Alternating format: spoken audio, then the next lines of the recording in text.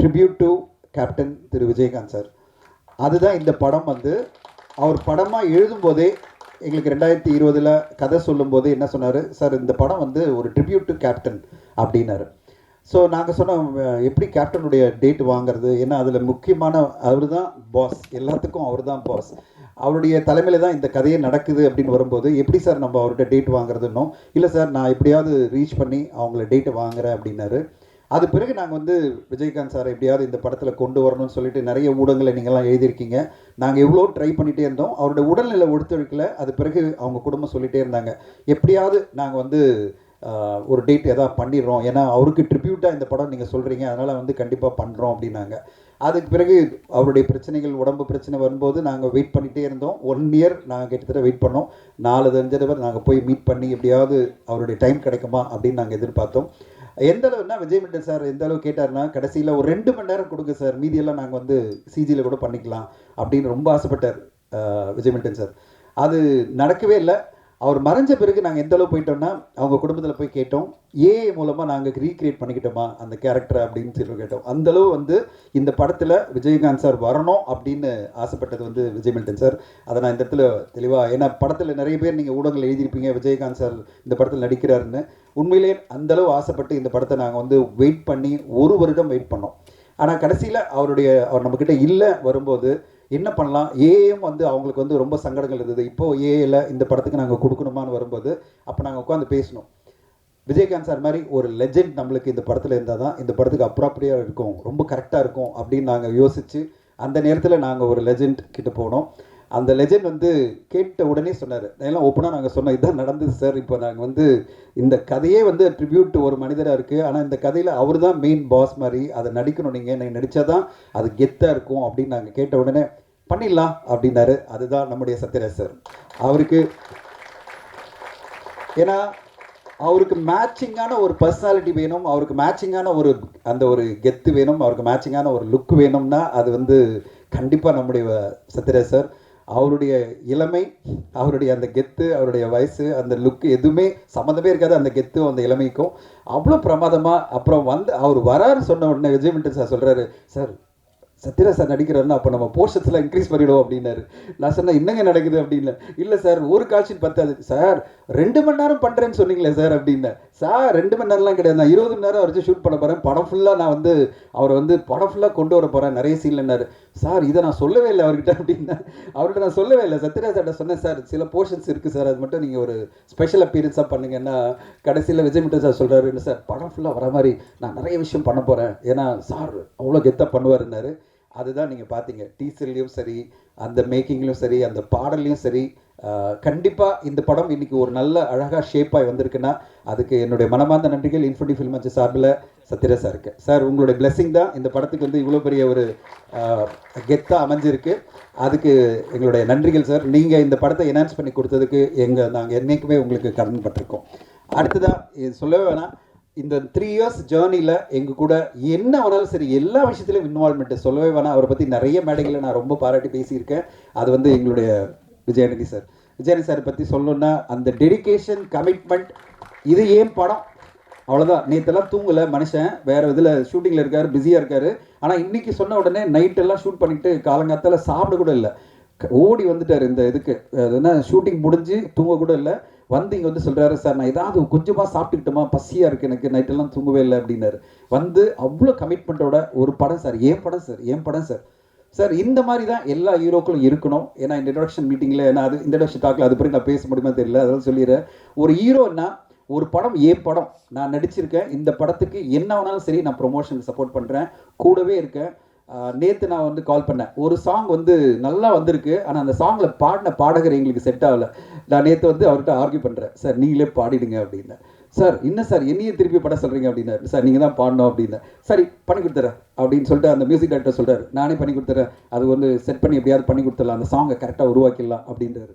அதுதான் விஜயநிதி சார். என் படம் நான் சம்பளம் வாங்கிட்டேன், முடிஞ்சிச்சு என் வேலை, நடிச்சிட்டேன், அது பிறகு படமாச்சு ப்ராப்ளம் ஆச்சு அப்படிலாம் கிடையாது. இந்த படத்தில் அவர் வந்து படம் பார்த்துட்டு சொல்கிறாரு, எனக்கு வந்து கொஞ்சம் போர்ஷன் பார்த்து சொல்கிறாரு, எனக்கு வந்து மிக்சிங்கில் இன்னும் கொஞ்சம் பெட்டர் ஆகணும், பிஜிஎம்மில் இதை இன்க்ரீஸ் பண்ணுங்கள், இதை டைட்டில் இப்படி போடுங்க, இப்படி ப்ரெசென்ட் பண்ணுங்கள், இப்படி ப்ரொமோட் பண்ணுங்கள் அப்படின்னு ஒரு ஹீரோ ஒரு தயாரிப்பாளர் ஜெயிக்கணும், அதுக்கு நான் என்ன விதமான சப்போர்ட் பண்ணுறேன், ப்ரொமோஷனுக்கு சப்போர்ட் பண்ணுறேன், பிஸ்னஸில் பேசுகிறேன், அந்த பிளாட்ஃபார்ம் கிட்ட பேசுகிறேன், ஓடிடி நிறுவனத்தில் பேசுகிறேன், யார்கிட்டனாலும் பேசுகிறேன், உங்கள் படம் நல்லபடியாக சக்ஸஸ்ஃபுல்லாக வரணும், என் தயாரிப்பாளர் ஜெயிக்கணும் அப்படின்னு நினைக்கிற அந்த பெரிய மனசு விஜயன் சாருக்கு இருக்குது.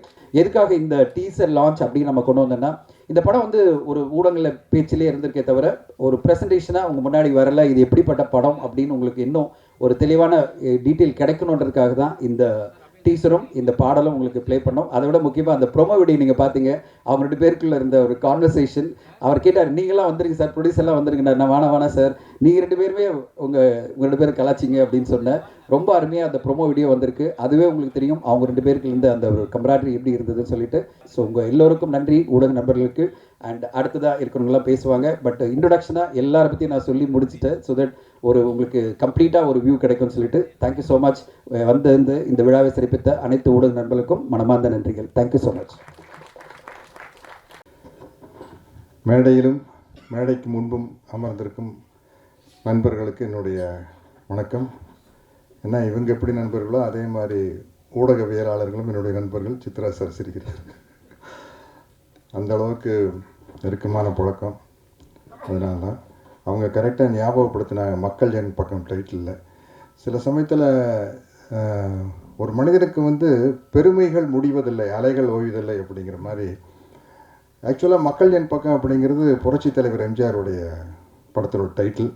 அவர் சிஎம் ஆகிட்டார், அதனால் நடிக்கல. இப்போ எங்கிட்ட இன்னும் செல்ஃபோனில் ஒரிஜினல் தினத்தந்தியில் முழு பக்க விளம்பரம் வந்தது, மக்கள் என் பக்கம்னு அந்த விளம்பரம் எங்கிட்ட இருக்குது இன்னும்.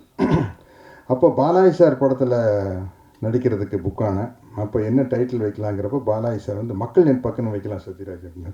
நான் சொன்னேன், சார் அது வாத்தியார் பட டைட்டில், அவர் கோச்சுக்கு போகிறாரு, நல்லா இருக்கார் சார் அப்படின்னு. அதுவும் இல்லாமல் அந்த டைட்டில் வைக்கிற அளவுக்கு தகுதி எனக்கு இல்லை சார். மக்கள் என் பக்கம்னா அது ஒன்றே அவருக்கு மட்டும்தான் பொருந்தும்.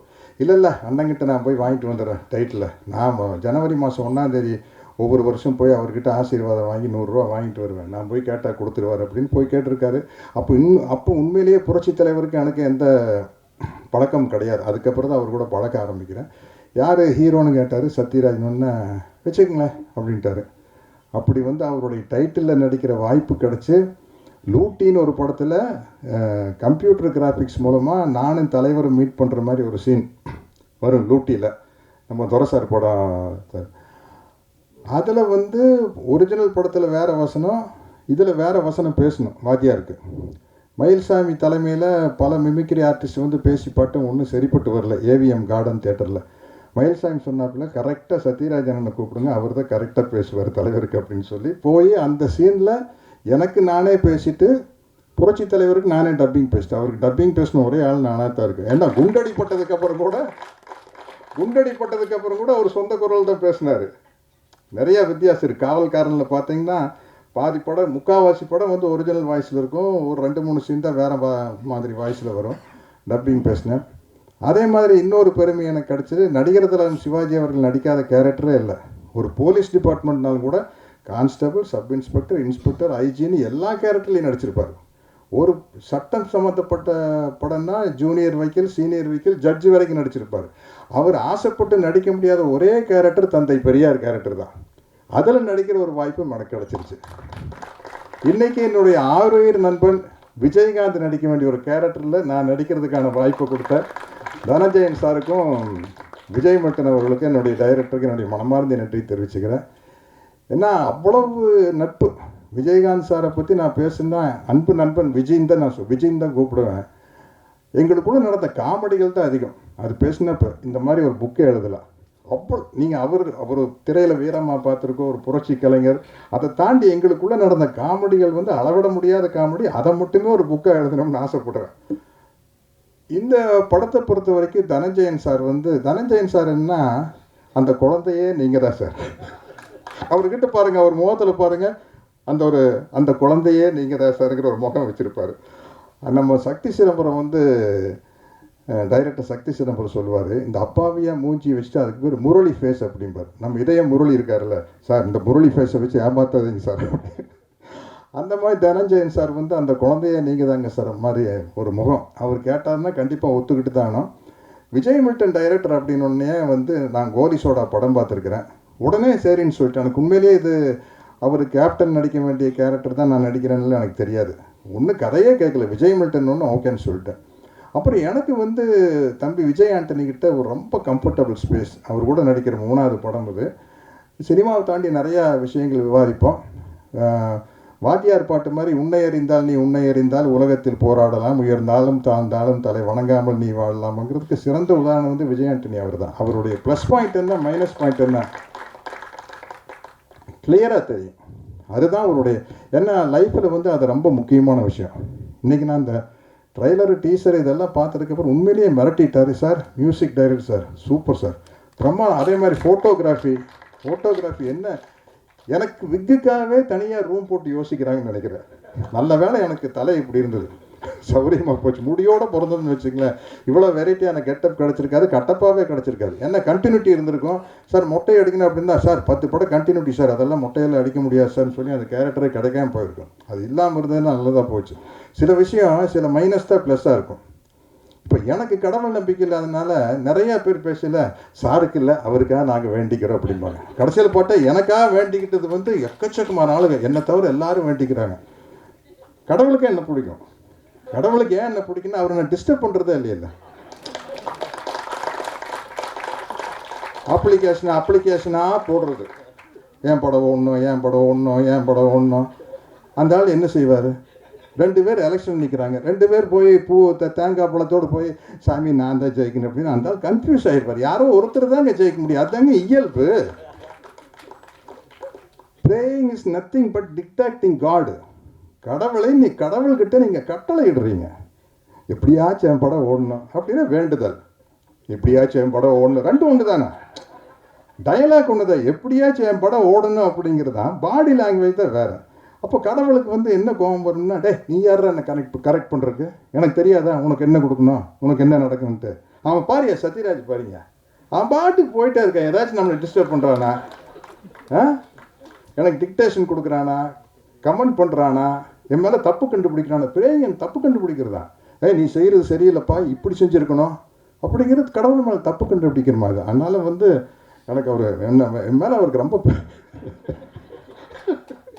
பெரிய இந்த எல்லா படத்தையும் புகழ்கிற மாதிரி இந்த படத்தை புகழ்கிறேன்னு நினச்சிக்காதீங்க. உண்மையிலேயே உங்களுக்கே தெரியும், இந்த படத்தினுடைய டீசர் தான் ட்ரெய்லர், எனக்கு அதெல்லாமே தெரியுது இல்லைங்க. என்னமோ காலையில் கிளம்பி போய் டோப்பை தூக்கி தலையில் வச்சு நடிக்க போயிடுது, ஒன்றுமே தெரியுதில்ல. இந்த சஜஷன்னு சொல்லிட்டு இருப்பாங்க, அது ஒரு காலத்தில் ஆபாவனன் அரவிந்த் ராஜெல்லாம் வந்தோம்னு இன்ஸ்டியூட் பசங்கள்லாம் வந்ததுக்கப்புறம் அப்போ பசங்க ஓவர் த ஷோல்டர் ஷாட் இல்லை ஓஎஸ்எஸ்ன்னு தாய்நாடு நடிக்கல ஓஎஸ்எஸ்னு யாருக்கிட்ட போய் கேட்கு. இந்த பக்கத்து ஃப்ளோரில் ஏவிஎம்ல விஜயகாந்த் இருந்தார், போய் விஜய் நீங்கள் தான் ஏற்கனவே இங்கே நடிச்சிருக்கீங்களா, அது என்ன ஓஎஸ்எஸ்ன்னு. எனக்கு அப்படித்தாங்க சத்யராஜ், முதல்ல பெரிய கன்ஃபியூஷனுங்க, அது ஒன்றும் இல்லைங்க சஜஷன் ஷாட்டு சத்யராஜ், அதை போய் இவங்க பெரிய பிரச்சனையாக்கிட்டாங்க. அந்த மாதிரி இன்னைக்கு சினிமா வந்து மாறிக்கிட்டே இருக்குது, புது புது விஷயங்கள் வந்துட்டுருக்கு. நான் இன்னும் சினிமாவில் ட்ராவல் ஆகிறதுக்கு காரணம் வந்து மழை பிடிக்காத மனிதன் மாதிரி நான் வந்து ஃபிக்ஸேஷன் பிடிக்காத ஒரு மனிதன். இந்த நேரத்துக்கு எதுவும் அதுதான், இப்படியும் கூட சொல்ல, லட்சியம் பிடிக்காத மனிதன். என்ன இப்படி போகிறது, அந்த பக்கம் கதவு இருந்தால் அப்படி போகிறது, அங்கே சேவர் இருந்ததுன்னா லெஃப்ட்டில் கட் பண்ணி பார்க்குது, ஆனால் அங்கே ஒரு கதவு இருக்குப்பா, அப்படி நமக்கு எப்படியோ வெளியில் போகணும், அதுதான் முக்கியம். அதனால் எப்படியோ வாழ்ந்தாகணும் அப்படிங்கிறதா. கொஞ்ச நாளைக்கு பிடிவாதமாக இருந்த வில்லனா நடிக்கூடான்ட்டு இப்போ பார்த்தா பகத் ஃபாசில் ஒரு பக்கம், எஸ்ஜே சூர்யா ஒரு பக்கம் அடிச்சு பின்னுறாங்க. ஓ வில்லனா நடிச்சோம்னா தான் நம்ம நல்ல நடிகர்னு பேர் வரும் போல் இருக்குது. இல்லை அதில் தான் ஆக்டிங் ஸ்கோப் அதிகம், பட் அதுக்கு தகுந்த மாதிரி ஒரு வில்லன் கேரக்டர் வேணும்.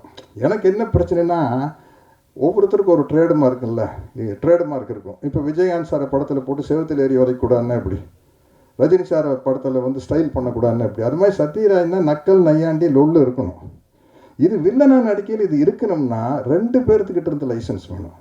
ஒன்று டைரக்டர்கிட்ட இருந்து வேணும், இன்னொன்று ஹீரோக்கிட்ட இருந்து வேணும். ஹீரோ முகம் சுழிச்சா டைரக்டருக்கு பெரிய கன்ஃபியூஷன் ஆயிடும். அதனால தான் வில்லனா நடிக்கிறது பெரிய கஷ்டமாக இருக்குது. இந்த பவர்ஃபுல்லாக இருந்தால் நடிக்கலாம் இது மாதிரி, அதில் ஒன்றும் சிக்கல் இல்லை. இப்போது நடிக்கிறேன். அது மாதிரி வந்து எனக்கு பலவிதமான கேரக்டர் வந்து ஏற்கனவே கொடுத்த டைரக்டர்களுக்கு தான் நான் நன்றி சொல்கிறேன். பி வாஸ் சாருக்கு, மணிவண்ணன் சாருக்கு, பாரதி ராஜா சாருக்கு. ஏன்னா இப்போ நான் ஒரு ஹிந்தி படம் இன்றைக்கி 7ஆம் தேதி வந்து வெப்பன் ஒரு படம் வருது, அதில் வந்து ரொம்ப டஃப் கேரக்டரு. அதே ஜூன் 7 முஞ்சியா அப்படின்னு ஒரு ஹிந்தி படம், அதில் ஃபுல் காமெடி, கிட்டத்தட்ட தம்பி வடிவேலு பண்ணுற காமெடி கேரக்டர். நான் அவங்க வீட்டு காட்டேன், ஏங்க சவுத் இந்தியாவில் தான் சத்யராஜ் தெரியும், உங்களுக்கெல்லாம் வெறும் கட்டப்பாவத்தான் தெரியும், இதெல்லாம் இங்கிலீஷில் பேசுகிறேன்,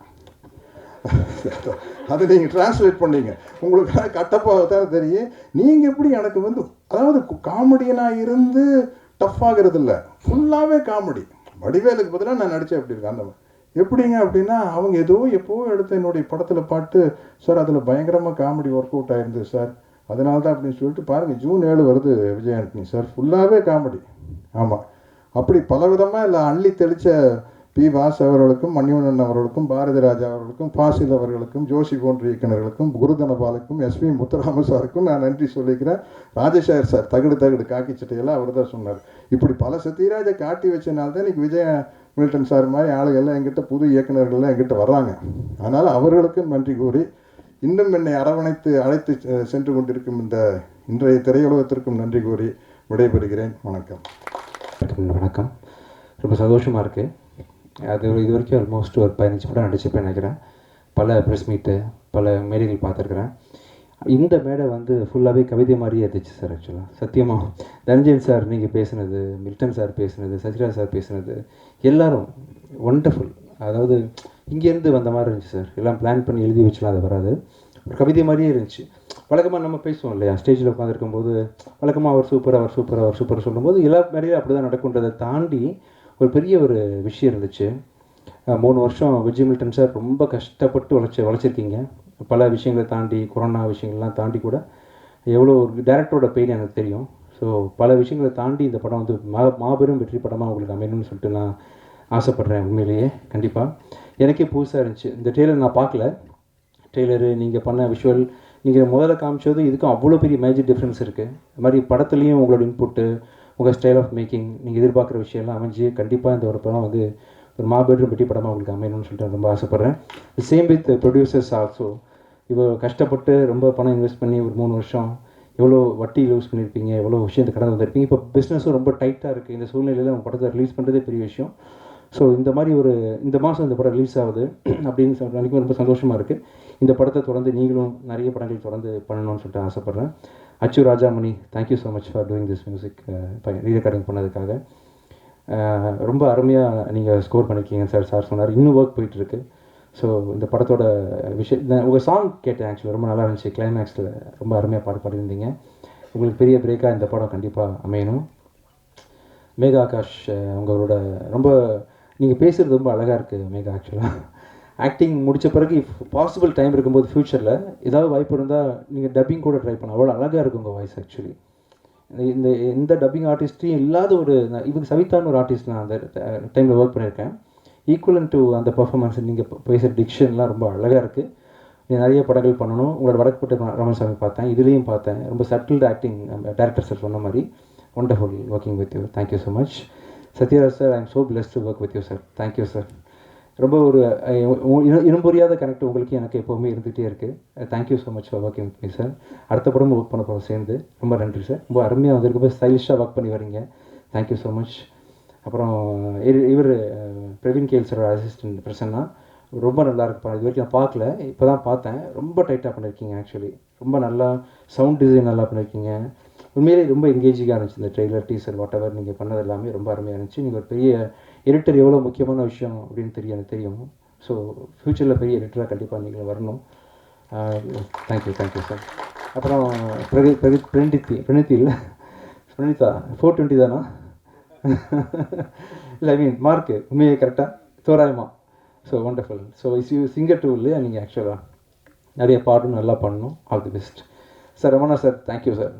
பாசிட்டிவிட்டிக்கு பெரிய உதாரணம் சார் நீங்கள். ஆக்சுவலாக நிறைய பேருக்கு உங்களுக்கு தெரியாது சார் ஆக்சுவலாக. பட் அதை சொல்லி இது பண்ண விரும்பலை நான். பட் ஆனால் நீங்கள் எவ்வளோ விஷயத்தை தாங்கிக்கிட்டு நீங்கள் லைஃப்பில் மூவ் பண்ணுறீங்க, ஸ்டில் எவ்வளோ பாசிட்டிவாக இருக்கீங்க, எப்படி பேசுகிறீங்க அப்படின்றதெல்லாம் உண்மையிலேயே பெரிய ஒரு வாழ்க்கை ஃபுல்லாக அப்படி நீங்கள் வாழ்ந்துட்டு இருக்கிறீங்க சார். பெரிய பாசிட்டிவான மனிதனா.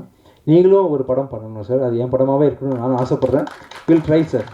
ஒரு நல்ல ஸ்கிரிப்டாக அமையும் போது கண்டிப்பாக அவங்க கூட சேர்ந்து ஒரு படம் பண்ணுறது. இது குறித்து நான் கூடிய சீக்கிரம் உங்களை மீட் பண்ணி பேசுகிறேன் சார்.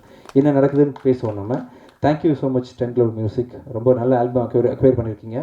நிறைய யங் டேலண்ட்ஸ் இன்ட்ரடியூஸ் பண்ணியிருக்கீங்க. இந்த ஆல்பத்தில் கிட்டத்தட்ட ஒரு 5 மியூசிக் டேரக்டர்ஸ் ஒர்க் பண்ணியிருக்காங்க. அதர் தேன் அச்சு, அவர் 3 சாங் பண்ணியிருக்காரு, ஆர்ஆர் பண்ணியிருக்காரு. அது இல்லாமல் வாகுமகன், சௌரவ் அந்த மாதிரி ஆட்கள்லாம் ஒர்க் பண்ணியிருக்காங்க. ஸோ எல்லாருக்கும் பெரிய பிளாட்ஃபார்மாக நீங்கள் அமைஞ்சிருக்கிறீங்க. முடிஞ்சால் அவங்களையும் நல்லா ப்ரொமோட் பண்ணுங்கள். Thank you so much. நானும் இந்த படத்தை வந்து எதிர்நோக்கி காத்துட்ருக்கேன். இது இந்த ப்ரொடியூசர்ஸ்க்கு கண்டிப்பாக ஒரு பெரிய வெற்றி படமாக அமையணும்னு சொல்லிட்டு ஆசைப்பட்றேன். Thank you so much. தேங்க்யூ. எல்லாருக்கும் வணக்கம். இந்த படத்தில் என்ன நடந்திருக்குன்றது இப்போ புரிஞ்சிருக்கும் உங்களுக்கு. எல்லாத்தையும் தனஞ்சயன் பேசி முடிச்சுட்டு போயிட்டாரு.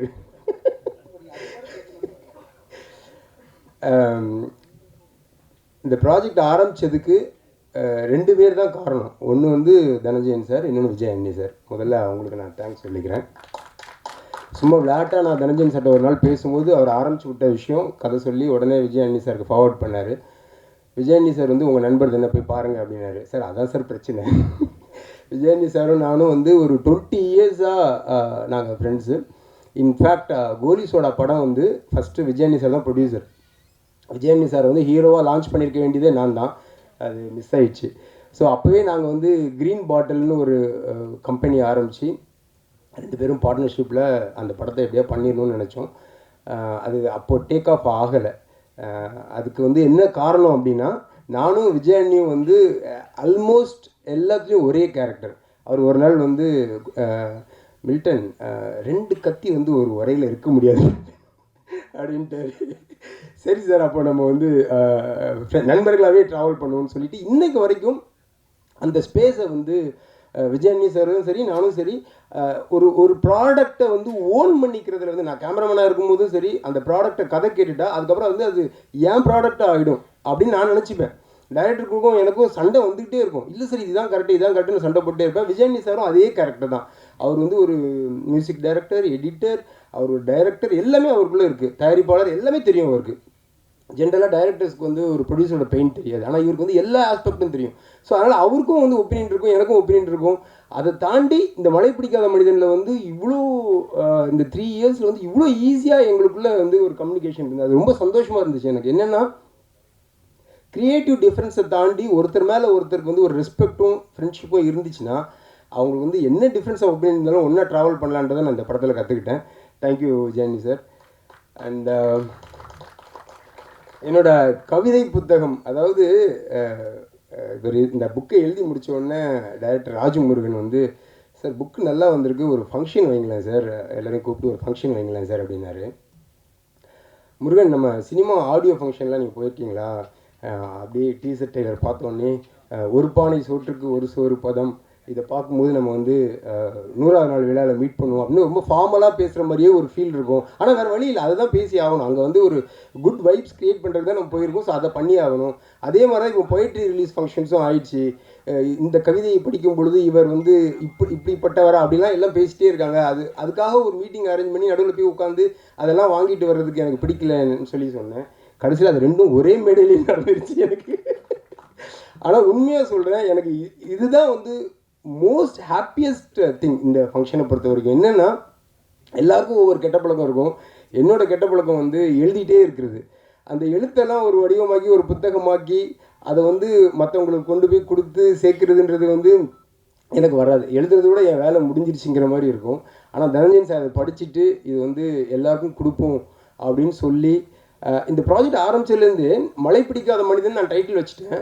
பட் இது வந்து ஒரு கமர்ஷியல் ஆக்ஷன் ஃபில்மாக தான் கதை கேட்குற எல்லாமே பார்த்துட்டு இருந்தாங்க. பட் இதுக்கு வந்து வேறு ஒரு பெர்ஸ்பெக்டிவ் இருக்குது, வேறு ஒரு டைமென்ஷன் இருக்குன்றதை வந்து என்னால் அவங்களுக்கு சொல்ல முடியல, எடுத்து தான் காட்டணும். ஆனால் one fine day Dhananjayan sir வந்து சார் இது வந்து கமர்ஷியல் ஃபிலிம் மட்டும் இல்லை, இது வந்து ஒரு பொயட்டிக் கமர்ஷியல் ஃபிலிம்னு ஒரு பாயிண்ட்டை பிடிச்சிக்கிட்டார். அன்னையிலேருந்து தான் எங்கள் ஜேர்னி வந்து ஸ்மூத் ஆச்சு. சார் எக்ஸாக்ட் ஃப்ளேவர் நீங்கள் புரிஞ்சுக்கிட்டீங்கன்னு. ஸோ அதனால் இந்த கவிதை புத்தகத்தை வந்து எல்லாருக்கும் கொண்டு போய் சேர்க்கறதுக்காக இப்படி ஒரு எஃபர்ட் எடுத்த தனஞ்சயன் சாருக்கு ரொம்ப நன்றி. பொதுவாக படங்கள் வந்து இன்னும் நல்லவன் இருப்பான், கெட்டவன் இருப்பான். நல்லவன் வந்து கெட்டவனை அடிக்கணும், ஜெயிக்கணும். இதுதான் என்னோட எல்லா படத்துலேயுமே இருக்குது. கோலி சோடா ஆகட்டும், கடுகு ஆகட்டும், எல்லாத்துலேயும் ஒரு மிருகத்தை எதிர்கொள்கிறதுக்கு நல்லவங்க வந்து மிருகமாக மாறி அவங்கள வந்து அடிக்கிறதுல வந்து எனக்கு உடன்பாடு கிடையாது. ஒரு நல்லவனை வந்து மிருகமாக்குற ஒரு படத்தை வந்து நம்ம எதுக்கு எடுக்கணும்? அதுக்கு பதிலாக அந்த மிருகத்தை வந்து திருப்பி நம்ம பக்கம் கூப்பிட்டு வந்து ஒரு மனுஷனாக்குறதுன்னு நம்ம பண்ணணும் அப்படிங்கிறது தான் என்னோட கான்செப்ட். ஸோ எல்லா படத்துலையுமே என்னோடய விஷயங்களில் எல்லா படங்கள்லையுமே பார்த்திங்கன்னா எண்டில் அந்த கெட்டவன் சாகக்கூடாது, அவனுக்குள்ளே இருக்க கெட்டது தான் சாகணும் அப்படின்னு ஒரு விஷயம் இருக்கும். அது இந்த படத்தில் இன்னும் அழுத்தமாக சொல்லியிருக்கோம். என் அசிஸ்டன்ஸ்லாம் கரெக்டாக இருக்கீங்கடா, வெரி குட்ரா. அண்ட் நம்ம ப்ரொடியூசர்ஸ் பற்றி ஒரு வார்த்தை சொல்லிடுறேன். Kamal Bohra sir, Dhananjayan sir, Pradeep sir, நீங்கள் அவங்கள பார்த்தாலே தெரியும். பாருங்கள், தனஞ்சயன் சார் வந்து பிங்க்கு, கமல் பாரா சார் வந்து கிரே, இவர் வந்து பிங்க் அண்ட் கிரே. இவர் வந்து இன்பிட்வீன் நாங்கள் 2 பேருக்கும். அதாவது தனஞ்சயன் சார் வந்து எப்படின்னா ஒரு புயல் மாதிரி. அவர் வந்து நம்ம பேசுகிறதுக்குள்ளே அவர் புயல் அடித்து மழை பிடிச்சி எல்லாம் முடிஞ்சிடும். அந்த மழை பிடிக்காத மனிதனே எனக்கு அப்படி தான் தோணிருக்கும்னு நினைக்கிறேன். அப்புறம் நெக்ஸ்ட் டே பார்க்கும்போது அந்த புயலோட எந்த சூடும் இல்லாமல் அப்படியே அமைதியாக பேசிகிட்டு இருப்பார். கமல் பாரா சார் வந்து ஃபஸ்ட்டு மீட்டிங் ஆஃபீஸ்க்கு வந்தார். வந்து கதைலாம் பேசி அடுத்த நாள் ஆஃபீஸ்க்கு வந்தார். கொசு நிறைய இருந்துச்சு. அதனால் அந்த பேட் வச்சு நான் கொசு அடிச்சுட்டே இருந்தேன். சார் சார் சார் கொசு அடிக்காதீங்க சார், பாவம் சார் அது அப்படின்னாரு. எனக்கு வந்து ஒன்றும் புரியல. சார் என்ன சார் சொன்னீங்க? இல்லை சார், அது ஒரு உயிர் தானே சார், அதை வந்து நம்ம கொல்லக்கூடாது. இவ்வளோ அருமையான ஒரு ப்ரொடியூசர் நமக்கு கிடச்சிருக்காரு அப்படின்னு நான் நினச்சேன். அப்புறம் தான் தெரிஞ்சது அவர் வந்து கொசுவை தான் டைரக்டராக நினச்சிருக்காரு. டைரக்டர் வந்து கொசுவாக நினச்சிட்டாரு. எனக்கும் அவருக்கும் நடந்த சண்டை இருக்குது பாருங்க. மழை பிடிக்காத பல பாகங்கள் எடுக்கலாம், அந்த அளவுக்கு வந்து நாங்கள் சண்டை போட்டிருக்கோம். பட் இன்றைக்கும் பாருங்கள், அவர் என்ன பார்த்து சிரிச்சிட்டு இருக்கேன், நான் அவரை பார்த்து சிரிச்சிட்டு இருக்கேன்னா அது அவரும் அப்படி தான். நானும் விஜயாண்டி மாதிரி என்ன தோணுதோ அதை முகத்துக்கு நேராக பேசுவார். அதை மறைச்சி அதுக்கு வந்து ஒரு கண்ணுக்கு அது மூக்கு வச்சுலாம் அதுக்கு பழக்கம் கிடையாது. என்ன தோணுதோ அதை ஸ்ட்ரெயிட்டாக கேட்டுருவார். நம்மளும் உடனே பதில் சொல்லிடுவோம். ஸோ அப்படி ஒரு ஜாலியான மனுஷன். பிரதீப் சார் வந்து ஒரு புத்தரின் மறு அவதாரம் தான் அவர். அமைதியாக எல்லாத்தையும் பார்த்துக்கிட்டே இருப்பார். சார் உண்மையிலே சார் இந்த மாதிரி ஒரு ப்ரொடியூசர் கிடைச்சதுக்கு வந்து நான் சந்தோஷப்படணும் சார். இது வந்து மேடைக்காக எல்லாரும் சொல்கிற ஒரு ஃபார்மாலிட்டி வேர்ட் கிடையாது. ஏன்னா மழை பிடிக்காத மனிதன் படம் ஆரம்பிக்கும் பொழுது அந்த படத்தோட ஸ்கோப், அந்த படத்தோட பிஸ்னஸ், அதுக்குள்ளே என் கனவை வந்து சுருக்கி எடுக்கிறதுன்றது வந்து மிக சேலஞ்சிங்கான ஒரு விஷயமா இருந்துச்சு. நான் கேட்ட எந்த விஷயத்தையும் அவங்க வந்து நோ சொல்லவே இல்லை. முதல் தடவை நோ சொன்னாலும் 2வது தடவை வந்து அவங்க கொடுத்துட்டாங்க. ஃபார் எக்ஸாம்பிள் லொக்கேஷன் எடுத்துக்கிட்டிங்கன்னா, ஃபஸ்ட்டு டையூ போகணும் அப்படின்னு. டையூ எங்கே இருக்குது அப்படின்னா, சார் அது ஆக்சுவலாக பாம்பே போகணும் சார். அப்புறம் பாம்பேலேருந்து இன்னொரு ஃப்ளைட் பிடிச்சி அப்புறம் அங்கேருந்து ஒரு 100 கிலோமீட்டர்ஸ் ரோடில் அப்படின்னு டயர்ட் ஆகிட்டாங்க. ஏன்னா இத்தனை பேரையும் கூட்டிட்டு கேமரா டெக்னீஷியன் எல்லாம் ட்ராவல் பெரிய பட்ஜெட் வருங்க. எவ்வளோ நாள் ஷூட்டிங் சார்? அது ஒரு 20 days ஷூட் சார். அது நம்ம கதையே அங்கே தான் சார் நடக்குது. நான் மற்ற இன்டீரியர்லாம் இங்கே மேட்ச் பண்ணுறேன், தயவு செஞ்சு டையூ மட்டும் எனக்கு கொடுங்க அப்படின்னு ரொம்ப போராடி தனஞ்சயன் சார் வந்து வாங்கி கொடுத்துட்டாரு. ஸோ டையூ போய் இறங்கியாச்சு. அருமையான லொக்கேஷன். எனக்கு வந்து நான் 2000 பார்த்த ஒரு ஊர் அது. ஒரு ஹலோ படத்துக்காக நான் கேமராமேனாக லொக்கேஷன் பார்க்க போனப்போ, கன்னித்தீவு கதையில் சிந்து பாத்து வந்து கன்னித்தீவு தேடி போயிட்டு இருப்பார்ல, அந்த மாதிரியான ஒரு லேண்ட் அது. அந்த டையூ எனக்கு ரொம்ப ஃபேவரேட். ஸோ அங்கே போய் இறங்கியாச்சு, எல்லாம் ஷூட் பண்ணியாச்சு. ஒரு 12 days ஷூட் முடிச்சிட்டோம். முடித்தோடனே தனஞ்சயன் சார் பயங்கர ஹாப்பி. 20 days சொன்னீங்க, 12 days முடிச்சிட்டீங்க, சூப்பருங்க. சார் இல்லை சார், இன்னும் 8 நாள் வந்து டாமண்டில் எடுக்கலான் இருக்கோம் சார். டேய் என்னடா விளையாடுறீங்களா? அது எங்கடா இருக்குது சார்? நம்ம இப்போ வந்த வழியே திரும்பி போய் பாம்பே வரைக்கும் போயிடணும் சார். அங்கேருந்து இங்கே லெஃப்ட் எடுத்தோம் சார், இதை ரைட் எடுத்து ஒரு 330 கிலோமீட்டர் ரோட்டில் போனால் அங்கே டாமண்ட் இருக்குது சார். அவ்வளோ திருப்பி அகையும் பஞ்சாயத்து, திருப்பி அதையும் அவர் வந்து பேசி ப்ரொடியூசரில் பேசி டாமண்ட் வந்து வாங்கி கொடுத்தாரு. அங்கேயும் போய் 8 days ஷூட்டு போய் இறங்கியாச்சு. 6 நாளில் முடிச்சாச்சு. கண்டிப்பாக நீ சீக்கிரம் முடிச்சிருக்க மாட்டேன், மீதி 2 நாள் எங்கே பிளான் பண்ண சொல்லு அப்படின்னாரு. சார் கோவா போயிட்டு வந்துட்டா நல்லாயிருக்கும் சார், ஏன்னா இங்கே ஃபெரி இல்லை, நான் பிளான் பண்ண ஃபெரி இங்கே இல்லை, அந்த சர்வீஸ் வந்து ஸ்டாப் பண்ணிட்டாங்களா, இப்போ கோவாவில் மட்டும்தான் இருக்குது. ஸோ அகைன் 1 day ஷூட்டுக்காக கோவாவுக்கு திருப்பி எல்லோரும் ட்ராவல் பண்ணி, ஸோ அப்படி நான் கேட்டது எல்லாத்தையும் அந்த ரிசல்ட்டுக்காக மெனக்கெட்டு வந்து பண்ணி கொடுத்த ப்ரொடியூசர்ஸ்க்கு நான் ரொம்ப நன்றி சொல்லிக்கிறேன். அடுத்தது சத்யராஜ் சார். சத்யராஜ் சாரோட பிரம்மா படத்தில் நான் வந்து அசிஸ்டன்ட் கேமராமேனாக வேலை செஞ்சேன், லாஸ்ட் அசிஸ்டன்ட். அதில் வந்து நான் செய்யாத ஒரு தப்புக்காக என்னை வந்து வேலையை விட்டு நிறுத்திட்டாங்க. ஐ திங்க் ஆந்திர மகிழா சபாவில் ஷூட்டிங் நடந்துகிட்டு இருந்தது. எனக்கு வந்து பயங்கர கோவத்தில் அழுக வருது எனக்கு. நான் அழுதுகிட்டே அந்த வாசலில் நின்றுட்டுருக்கேன். என்னடா அது ஒரு தப்பு செய்யலை, அது என்னன்னு கூட எவனும் கேட்கல, வேலையை விட்டு நிறுத்திட்டாங்கன்னு சொல்லி நின்றுட்டு இருந்தேன். ஷண்முகம்னு ஒரு டைரக்டர் இன்ஸ்டியூட் ஸ்டூடெண்ட்ஸ் சத்யராஜ் சாரை பார்க்க வந்திருந்தார். அவர் பைக்கில் நான் அழுதுட்டுருக்கிறத பார்த்துட்டு என்னை கூப்பிட்டு வீடு வரைக்கும் வந்து ட்ராப் பண்ணிவிட்டு ரியர்வியூ மிரரில் என்னை பார்த்துட்டே வராரு. நல்லா தெரியும் நான் அழுகிறத அவர் பார்த்துட்டே இருக்காரு. இறக்கி விட்டுட்டு அவர் சொன்னார், ஒன் டே நீ சத்யராஜ் சார்ட்ட ஒர்க் பண்ணோடா, எதையும் மனசில் வச்சுக்காத அப்படின்ட்டு போயிட்டார்.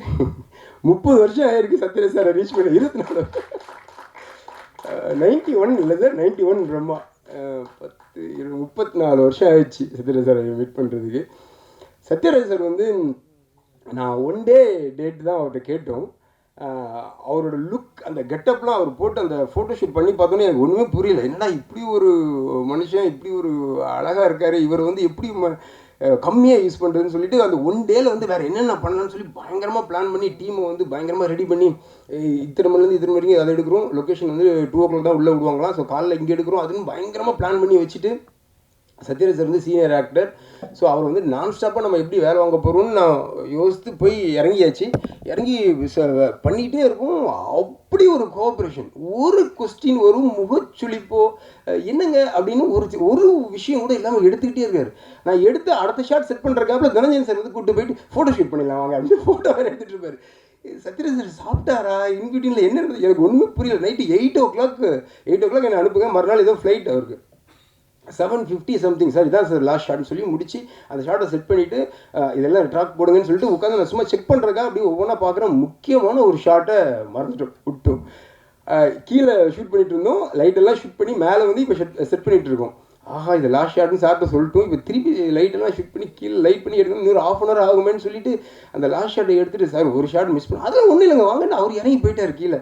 எனக்கு அந்த அதாவது ஒருத்தன் வந்து ஒரு இண்டஸ்ட்ரியில் இவ்வளோ நாள் ட்ராவல் ஆகிறான்னா அதெல்லாம் வந்து சும்மாவே இல்லைங்க. அது வந்து சாருக்கு கடவுள் நம்பிக்கை இல்லை, ஆனால் மிகப்பெரிய ஒரு பிளெஸ்ஸிங் அவர் இருக்குது. இல்லைன்னா இந்த மாதிரியான ஒரு ஆசீர்வாதம் வந்து யாருக்கும் கிடைக்காது.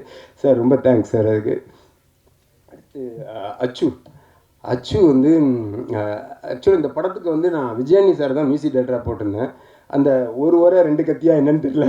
இல்லை ஆக்சுவலாக சார் வந்து நிறைய படங்கள் அப்போ பிச்சைக்காரன் 2 அது இதுன்னு பயங்கர கமிட்மெண்ட்டில் அவர் வந்து அவரையே பார்க்க நேரம் இல்லாமல் ஓடிட்டு இருந்தார். ஸோ சாங்ஸ் வந்து ஒரே ஒரு சாங் தான், இப்போ நீங்கள் கேட்ட சாங் வந்து சார் போட்டது, ஒரே ஒரு சாங் தான் அவரால் பண்ண முடிஞ்சுது. ஸோ பேலன்ஸ் ஒர்க்குக்கு எனக்கு என்ன பண்ணுறதுன்னு தெரியல. அப்போது ஒவ்வொரு சாங்காக வகு மசான், சௌரப், அப்புறம் ஹரி டஃபூசியா, அந்த மாதிரி ஒவ்வொருத்தட்டியாக வாங்கிட்டே இருந்தோம். ஆனால் that's not actually working out. சாங்ஸ்க்கு ஓகே, ஆனால் பேக்ரவுண்ட் ஸ்கோர் வந்து அப்படி பண்ண முடியாது. ஸோ அப்போ நான் என்ன பண்ணுறதுன்னு தெரியாமல் நான் வந்து தயக்கத்தோட அச்சுக்கு ஃபோன் பண்ணேன். அச்சு இந்த மாதிரி ஒரு விஷயம், நான் ப்ராஜெக்ட் ஆரம்பிச்சிட்டேன், சாங்ஸ் வந்து ஃபியூ சாங்ஸ் மற்றவங்க பண்ணிட்டாங்க, எனக்கு வந்து நீங்கள் பண்ணி தரணும் சார். ஒரு வார்த்தை கூட கேட்கல சார். நம்ம கம்பெனி நம்ம படம் சார், என்ன சார் நீங்கள் அவர் பாட்டு கிளம்பி வந்துட்டார். அவருக்கு கொடுத்த சம்பளம் வந்து ஒரு கிலோனா ஒரு 100 கிலோக்கு வேலை பார்த்துட்டாருப்பா.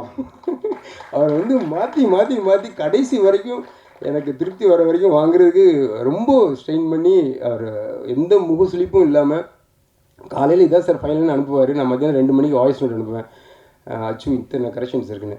ஈவினிங் 4 மணிக்கு சார் 5 மணிக்கு நான் அனுப்புகிறேன் சார் அப்படிம்பாரு. அதை என்னைக்கு 5 மணின்னு சொல்ல மாட்டார். ஸோ அப்படி முகம் சுளிக்காமல் அவர் வேலை செஞ்சார். தேங்க்யூ அச்சு. அண்ட் மேகா வந்து எப்படி இப்படி ஒரு ஃபைன் ஆக்டர்ஸ் வந்து இன்னும் அவங்களுக்கான ஹைட்டை ரீச் பண்ணல அப்படின்னு எனக்கு ஆச்சரியமாக இருக்குது. ஏன்னா அப்படி ஒரு நுணுக்கமாக பண்ணியிருக்காங்க இந்த படத்தில். அண்டு மாமா மறந்துட்டேன். அதாவது ஓப்பனிங்கில் நானும் கமல் பாரா சாரும் சண்டை போடும்போது நடுவில் அம்பேர் யாருன்னா ரமணா தான். இந்த பக்கம் அடி வாங்குவான், அப்புறம் அங்கே போய் அடி வாங்குவான், நடுவில் வந்து சமாதானம் பண்ணுவான். என்னோடய லாங் டைம் ஃப்ரெண்ட், நான் வந்து அசிஸ்டண்டாக இருக்கும்போதே ரமணா வந்து அசிஸ்டன்ட் டைரக்டராக இருந்தான். அதுக்கப்புறம் அவனும் நானும் க்ரோயிங் டுகெதர்னு சொல்லுவாங்க, அந்த மாதிரி நாங்கள் 2 பேரும் ஒன்றாவே இன்றைக்கு வரைக்கும் ட்ராவல் பண்ணியிருக்கோம். ஃபஸ்ட்டு டே நாங்கள் அசிஸ்டண்ட்டாக இருக்கும்போது எப்படி மாமா மச்சான் பேசிட்டோமோ இன்றைக்கு வரைக்கும் அதே நெருக்கத்தோட அதே ஒரு உரிமையோடு பழகிட்டு இருக்கோம். ரொம்ப நன்றி. பிரணதி 420, அவள் சரியான 420, எஸ்எஸ்எல்சியில் 420 மார்க் வாங்கியிருக்கா. அதான் ஓகே.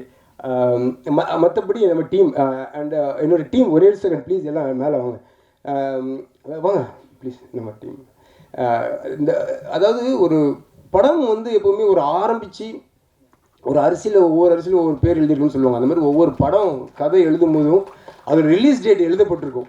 அந்த மாதிரி இந்த மலை பிடிக்காம ரிலீஸ் டேட் வந்து கொஞ்சம் தள்ளி போகும்போது என்னோட இன்டென்சிட்டி கொஞ்சம் கூட குறையாமல் என்னோடய டீம் இருந்துச்சு. அதுக்காக நான் வந்து ரொம்ப தேங்க்ஸ் சொல்லிக்கிறேன் என்னோடய டீமுக்கு. அவங்க இல்லைன்னா இது வந்து பாசிபிளே இல்லை.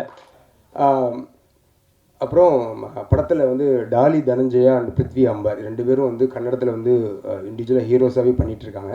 நான் பண்ண கன்னட படத்தில் 2 பேருமே நடித்தாங்க. ஸோ அவங்களோட ஒரு நல்ல நட்பு இருந்துச்சு, நல்ல நடிகர்கள் அவங்க. இந்த படம் வந்து ஒரு கண்காணாத தேசத்தில் இன்னொரு நாட்டில் நடக்குது. ஸோ கொஞ்சம் அந்த கேஸ்டிங் வந்து கொஞ்சம் ஃப்ரெஷ்ஷாக இருந்தால் நல்லாயிருக்கும்னு சொல்லி அவங்க 2 பேரையும் கேட்டேன். 2 பேருமே இந்த படம் பண்ணி கொடுத்துருக்காங்க. ரொம்ப நல்லா பண்ணியிருக்காங்க. அண்ட் எல்லாத்தையும் தாண்டி முக்கியமான ஒரு விஷயம் வந்து சரத் சார். சூரியவம்சம் படத்தில் நான் வந்து ஒரு 40 நாள் அவர்கிட்ட கிளாஷ் ஒர்க் பண்ணியிருந்தேன் கேமராமேன். அப்போ வந்து நல்ல ஃப்ரெண்டு எனக்கு அவர். அப்போயே அவர்கிட்ட வந்து ஒரு நல்ல பயங்கரமான ஒரு லீடர்ஷிப் குவாலிட்டி இருக்கும். டீமுக்கு யாருக்கு என்ன நடக்கணும், ஒரு பொள்ளாச்சியில் வந்து ஒரு இடத்துல ஷிஃப்ட் ஆகும்போது அவருக்காக தான் முன்னாடி போவோம். நாங்களாம் பெரிய ஃபாலோ பண்ணி போவோம். பயங்கரமான ஒரு லீடர் கெப்பாசிட்டி இருந்துச்சு அவர்கிட்ட. அவர்கிட்ட போயிட்டு இந்த மாதிரி ஒரு விஷயம் சார், விஜயன் சார் படம் இந்த மாதிரி ஒரு எதுவும் கதை எதுவுமே இல்லை, ஓகே மில்டன் உங்களுக்காக நான் பண்ணுறேன் அப்படின்னாரு. அவருக்கும் வந்து பயங்கரமான ஒரு லுக் நல்லா செட் ஆகிடுச்சு. ரொம்ப நல்லா பண்ணியிருக்காரு. Thank you Sarath sir. அவர் அப்ராடில் இருக்கிறனால இந்த ஃபங்க்ஷனுக்கு வர முடியல. அண்ட் வேறு யாருக்காவது ஆர்ட் டிபார்ட்மெண்ட், ஃபைட் மாஸ்டர்ஸ் எல்லாமே என்னோடய டீம், அவங்க எல்லாருமே ரொம்ப நல்லா ஒர்க் பண்ணி கொடுத்துருக்காங்க. எல்லாருக்கும் நன்றி. அண்ட் கொஞ்சம் இந்த படம் வந்து கமர்ஷியல், ஆனால் அதில் வந்து வேறு ஒரு டிஞ்ச் இருக்கும். அந்த படம் வந்து அதற்கான ஒரு இடத்த அடையும்னு நான் 100% நம்புகிறேன். முக்கியமாக இன்ஃபினிட்டிக்கு இந்த படம் வந்து ஒரு பெரிய மைல் ஸ்டோனாக இருக்கணும்னு நான் கடவுளை வேண்டிக்கிறேன். தேங்க்யூ. வணக்கம். வந்திருக்கும் அனைவருக்கும் என்னோட குரல் கொஞ்சம் கம்மி இருக்கும், அதை பொறுத்துக்கோங்க. இந்த திரைப்படத்தில் நான் இங்கே நிற்கிறதுக்கு காரணம் அது எல்லாமே 2ஆம் பட்சம். இந்த திரைப்படத்தை பற்றி நான் இந்த இடத்துல ஏதாவது பேசணும் அப்படின்னா என்ன ஒன்று அப்படின்னா காத்திருப்பை பற்றி ரொம்ப முக்கியமாக நான் சொல்லணும்னு நினைக்கிறேன். இங்கே இருக்கிற ஒவ்வொருத்தருமே நம்மளோட வாழ்க்கைக்காக, நம்மளோட தொழிலுக்காக, நம்மளுடைய லட்சியங்களுக்காக உழைக்கிறோம். 100% உழைக்கிறோம். அதில் யாருக்குமே மாற்று கருத்து இல்லை, நமக்குமே அதில் மாற்று கருத்து இல்லை. ஆனால் காத்திருப்பு இருக்கா?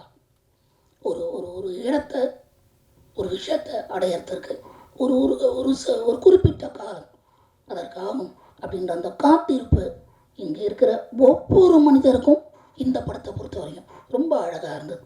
அதில் குறிப்பாக நண்பனோட விஜய் மில்டனாக இருக்கட்டும், நண்பர் ஆண்டனியாக இருக்கட்டும், விஜய் ஆண்டனியா சாராக இருக்கட்டும், இதில் எல்லாருமே இருக்காங்க. அதே மாதிரி இந்த படத்தில் பாடும் ஒரு ஜீன்ஸ் டிஷர்ட் போட்டு ஒரு பெரியாராக இருக்கிற நம்ம சத்யராஜ் சார் இணைந்தது ஒரு அற்புதமான விஷயம். சரத் சார், மேகா, எவ்ரிபடி பண்ணியிருக்காங்க. இது எல்லாத்தையும் தாண்டி ஒரு பொறுமையான அந்த காத்திருப்பு அப்படின்றதுக்கு உதாரணம் 2 நபர்கள்.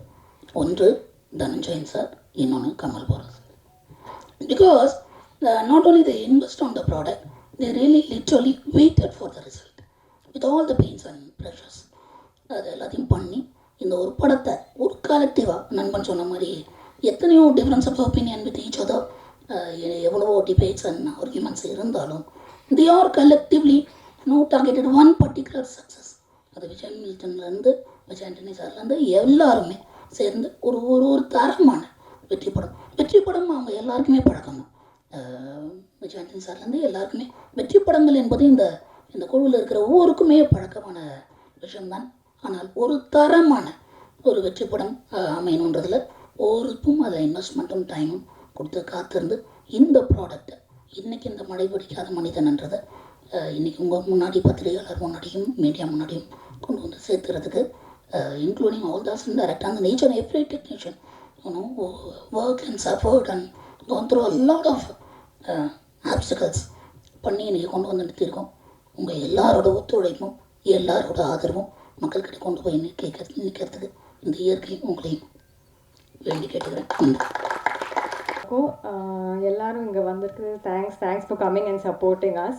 ஸோ நம்ம பண்ணுற எல்லா படமும் ஆப்வியஸ்லி ரொம்ப ஸ்பெஷலாக தான் இருக்கும் நமக்கு. பட் மழை பிடிக்காத மனிதனை பற்றி சொல்லணுன்னா எனக்கு ஷூட்டிங் டேஸ் தான் ரொம்ப ஞாபகம் வரும். ஏன்னா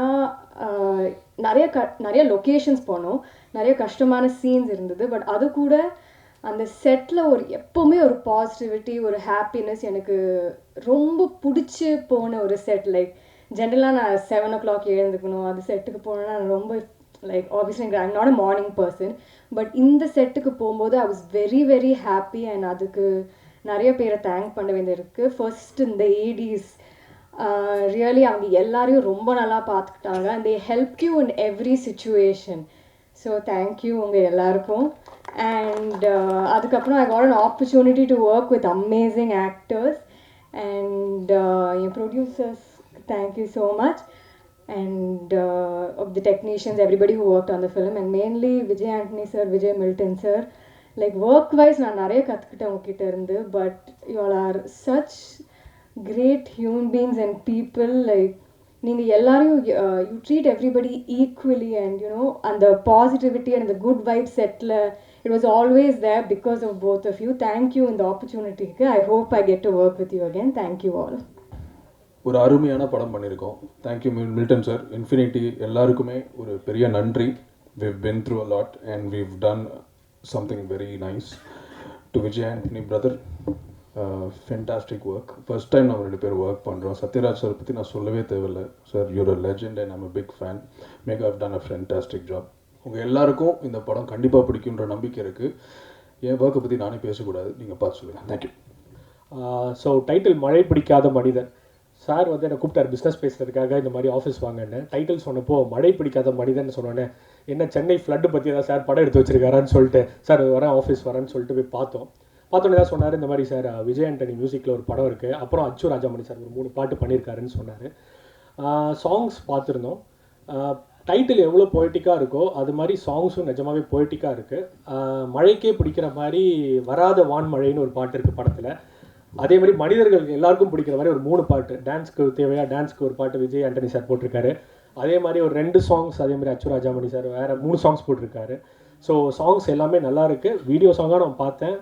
முக்கியமாக அந்த டைட்டில் ஃபாண்ட்டில் இருக்கிற பிளேட் அந்த மாதிரி சின்ன சின்ன நுணுக்கங்கள் இருந்தது. நாய் குட்டி ஒன்று இருக்கும் அந்த படத்தில் சாங்ஸில். அது ரொம்ப பொய்டிக்காக நிறைய மாண்டாஜ் சீன்ஸ் பார்த்தேன் சாங்கில் ஃபஸ்ட்டு வராத வான்மழையில். ரொம்ப பொய்டிக்காக இருந்து கண்டிப்பாக இந்த படம் தியேட்டரில் ரொம்ப பிளாக் பஸ்டர் ஹிட் ஆகும்னு எதிர்பார்க்குறோம். டென் மியூசிக்கும் இது ஒரு நல்ல படமாக அமையும்னு ரொம்ப நம்பிக்கையோடு இருக்கும். எல்லோரும் படத்தை தியேட்டரில் வந்து சப்போர்ட் பண்ணுங்கள். இன்றைக்கி ஈவினிங் டென் மியூசிக்கில் டீசர் லான்ச் பண்ணுறோம். எல்லோரும் டீசரை யூடியூப்பில் பாருங்கள். நன்றி. உடனுக்குடன் செய்திகளை அறிந்து கொள்ள IF தமிழ் பெல் ஐக்கனை கிளிக் செய்யுங்கள்.